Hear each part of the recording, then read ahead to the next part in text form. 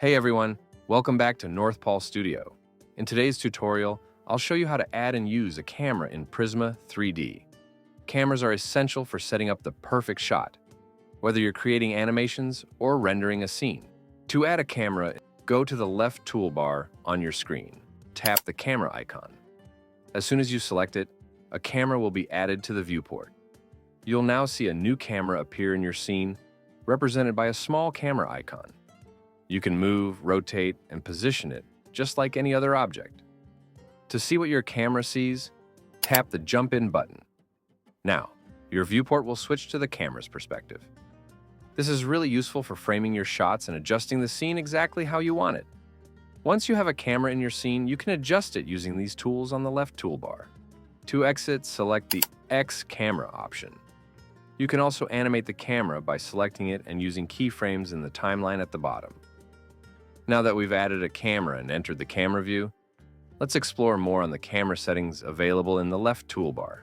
The fifth setting you'll see is the field of view, which is set to 45 by default. Increasing the value widens the camera's perspective, creating a more distorted fisheye effect.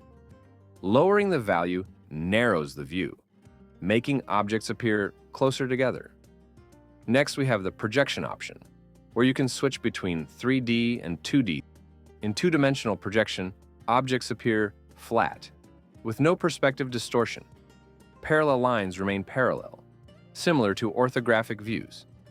Depth is removed, making it easier to align and position objects accurately. It can be used when creating UI elements, pixel art, or 2D style assets. Useful for top, front, or side views without perspective warping. The background setting allows you to change what appears behind your scene. You can select a solid color, which only appears when you in the camera view or perspective. If you need to remove the camera, there's a delete button.